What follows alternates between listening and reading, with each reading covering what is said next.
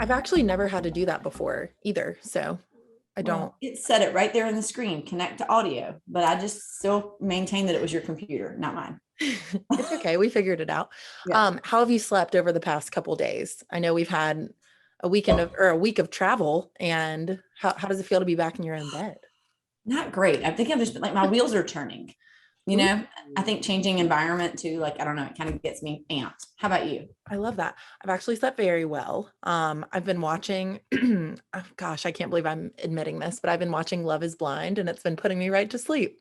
Oh my gosh. I actually watched the last season of that. I can't remember how that came about, but it is trash and it is delightful trash. That is the best. Terrible trash, but Yeah, delightful. that's the best way to put it. So I completely agree. And that's been, my week since we got back from Orlando. Yes. Yes. I've been watching A Million Little Things. Ooh, That it's like I don't know, like an adult, like it's a real soapy kind of. I mean, I don't know. I downloaded it for the plane. And so now that I've gotten back, like I'm trying to stop myself from continuing to watch it. I see. It's more of a vacation watch. That's exactly right. It's like a beach read, but in Apple TV format. I love that. I love that. Well, so people know what we're talking about where we've been for the past couple days. Will Yeah. you explain to everyone about our little trip we just took? Yes. So we just went to this conference that Keller Williams puts on every year, and it's kind of in a different location. It's huge. They've got all these breakout sessions, and you get to learn from all these different top agents and just kind of interact with people who are doing the same thing that you're doing, just from different markets, which is really fun and exhausting. And so 5 of us went down there and attended that conference, which was great. And y'all, what we wanted to talk to you about today is the keynote speaker was a guy I know named Shawn Achor. And he wrote a book called The Happiness Advantage, right? Meg, The Happiness Advantage. Yeah. Yep. Yeah. And he has a TED Talk that I've listened to. The story about his sister and the unicorn just makes me so happy. God, that was so funny. I know. He's really funny. And his whole TED Talk is only 12 minutes. I mean, he didn't even take the whole 20. He just like.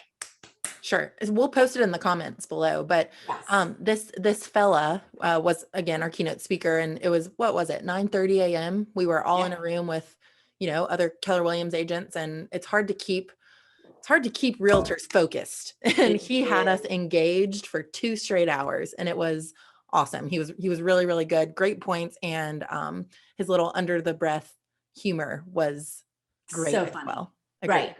So what we thought we would do is kind of tell you guys about what he said and just kind of break it down in our words. So, that's the disclaimer, is that you probably should listen or read it yourself, because you're going to get what we got out of it, which may not be what you would get. But yes, essentially, Meg, I love how he opened kind of saying that your genes and your environment are what we typically think of as what creates. Yes. They create who you are, your genes plus your environment, right? Mm-hmm. And so you can't really change your genes, and you can't really change your environment, except for up to a point. And so he used the phrase breaking the tyranny of your genes and your environment. And Meg, explain, like, why would you want to do that? Like, why would you want to break the tyranny of your genes and environment? So I'm pretty sure he was really hitting on the fact that happiness comes, people oftentimes attribute their happiness to, how they're made up or what they're surrounded by. And there's actually ways to hack that, which I think is so interesting. You don't have to change your genes, because you can't, and you don't have to change your environment in order to be happy. And I think one of the things I took from it was the whole gratitude. We hear gratitude all the time, and how, list things you're grateful for and everything like that. But he told us to go a little bit deeper than, going in and saying, I'm grateful for my kids, I'm grateful for my house. What did you take away from that conversation? Well, I guess, what I thought was so interesting was, so basically he said, you can't change your genes and you can't change your environment, right? Mm-hmm. And so what we do is we say, great, well then I'll be happy when I get to this point in my career, or I'll be happy when I get married, or I'll be happy when this baby is born, or whatever it is. And in reality, you're not, because you just keep moving that bar. And so what he's saying is that actually, in order to be happy, you have to hack it from now. Right. And so he talks about, it was called positive psychology, right? It's all this study of like the outlier and the people who are able to hack this and figure it out. So he did give us some steps, and you're right, Meg. I thought, the gratitude one is so good, and we all know that, but that was such a specific hack that he gave, which was, it can't just be that you write in your gratitude journal that you're grateful Right. for the same 3 things all the time, or things that always come to mind. So he suggests that you think of something from the last 24 hours. So he suggests that you do 3 things from the last 24 hours that you're grateful for.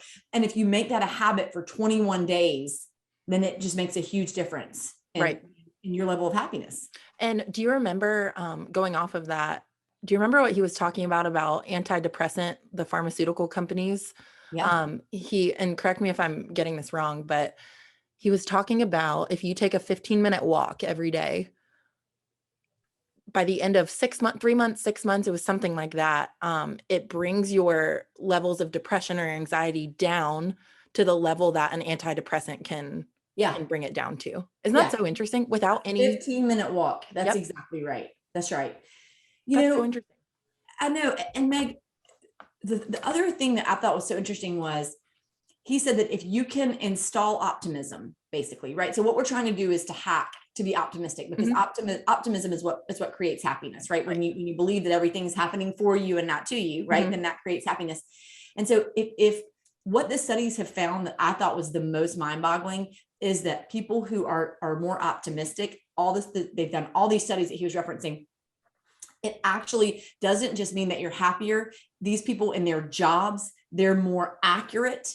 They're more, they have better results, like sales teams, doctors, the more optimistic, the more positive the doctors, the more, so it's not the more they enjoy their job, you guys, because we would know that. It's that they are more accurate. They are better at their job because of that, which I thought that was mind-boggling. Absolutely. And even just thinking inward, like thinking of times when you were really happy and how productive you might have felt, or how fulfilled you might have felt in the workplace, something that might not even have anything to do with your, with the reason that you're happy. I think it's really interesting, the correlation between, the optimism piece and your performance. Exactly. Yeah.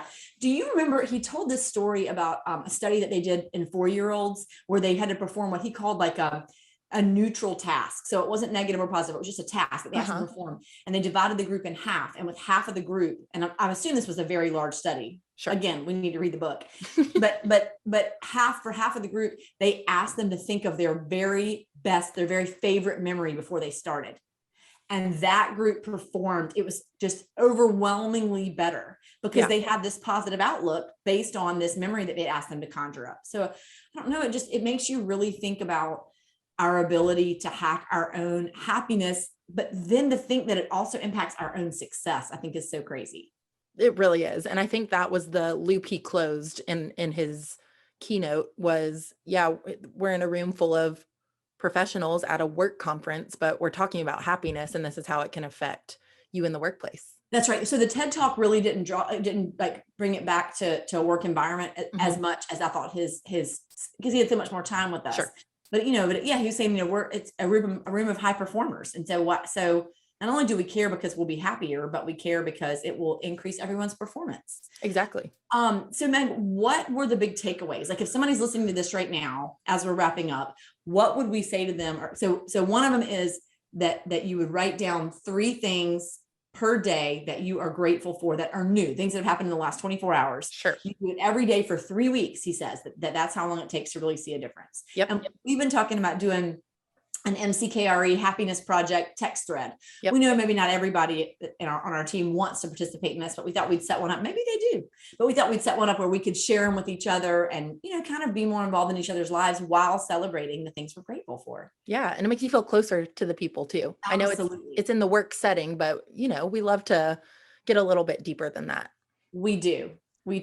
Yes. Yes. That's exactly right. Okay. So what are some other hacks? There's the walk. Say a 15-minute walk outside. Yep. Every day. He said for 6 months that it has the same impact as a high strength antidepressant. That is just wild to me. Yeah.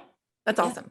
But I think just in general, if you're feeling unproductive or you're feeling not fulfilled in the workplace, to look back at the happiness side by incorporating these hacks. And I'm sure he has so many in his book. We'll link it in the comments. But I think it's looking backwards and seeing what you can hack in order to change that side of it. to change everything. Yeah. The other one that I have in my handwritten notebook was to praise or thank someone. And he said that at first when they started out doing it, that they did it like that you would write, that you would send them like a 3-minute message or a 3-minute. He said, as it turns out, it can just be a text. Yeah. You can just text somebody. But what they encourage you to do is to think outside of your immediate people. Like he was talking about going back and thanking teachers that he had years ago. Yeah. And he said that they found that day 8 is the tipping point. That on day 8 is people were like, well, I've already thanked everybody, obvious. And that's when you start thinking of all different people that you want to thank. And then it trains your brain to think, who do I want to thank today? Yeah. Who do I want to praise for doing a great job? I mean, think of people too that you don't even have in your contacts. Now we have social media. Shoot someone a message and say they're doing a great job, like a small business owner or, someone that you might not be super close to, but that you're really inspired by. I think that it takes 2 seconds of your time and it just, makes that person's day or month. Right. Or year. And what he's saying is it makes that person's day or month, but it also makes your day or month. Yeah. That's the hack. Yep. Yeah. I like that one. That's a good one. I forgot about that one.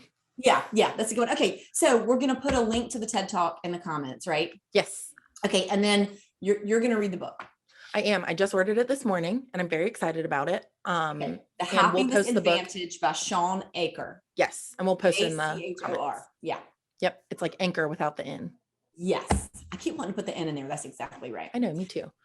Well, Meg, as we're wrapping up, what is saving your life this week? We haven't answered this question in a long time, I feel like. I don't know. So I think it stems from this talk. And I wrote down this one-liner that he said, happiness is the means, it's not the end. So I think a lot of times we always think of this whole timeline and the end of it is when you're happy. Like when this happens, I'll be happy. When this happens, I'll be happy. But along the way, he's saying that you don't have to wait until the end in order to find happiness. It's along that whole journey. So I had never really looked at it that way. But there are little things you can find along the way, like little side roads and little presence along the way of happiness that I think can enhance your journey to the ultimate, your ultimate goal. So I really liked that happiness is the means, not the end. Yeah, that was really good. Yeah. What about you? What's saving your life? Well, I'm going to go with the fact that Liz brought with her on our trip the dark chocolate covered ginger pieces. Oh my gosh, those saved us. I know. And the dark chocolate peanut butter cups. And I just was unpacking my bag, of course, like 5 days later, and I still have some. Were they loose? Were they in a bag? They're in that plastic baggie that she was doling them out of. So I have like 2 peanut butter cups and a few little loose pieces of Trader Joe's chocolate covered ginger. Okay. Well, next time one of us is near Trader Joe's, we just need to stock up on those and make sure each person on our team has a stock. Yeah. I didn't know about the ginger. Good. Did you? No, sure didn't. Okay. I feel like she's been holding out on us, but I'm not going to focus on that. I'm going to focus on the fact that we know about it now. I think so too. Liz, you're watching. I know you are. And it's fine. We forgive you, but don't gatekeep anymore, Liz. Yeah. I'm so tickled. Well, Mary Cheatham, thank you. I had so much fun in Orlando with you. I had so much fun recapping this morning with you. And I hope you have a wonderful weekend. Well, thank you. You too. Happy Friday. Happy Friday, everybody.